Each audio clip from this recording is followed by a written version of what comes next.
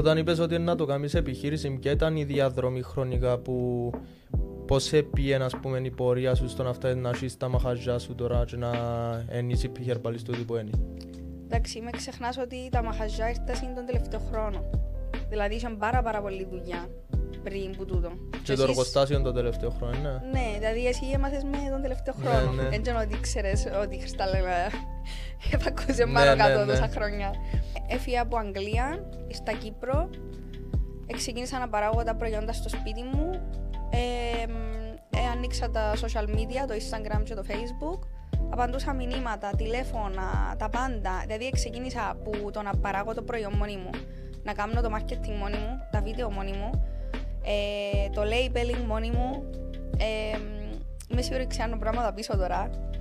Τα πάντα, δηλαδή περνούν τα πάντα που σένα, είσαι και βίντεο. Ξέρετε τα, δεν μπορούσα να σας τα πω τώρα. Ζείτε τα.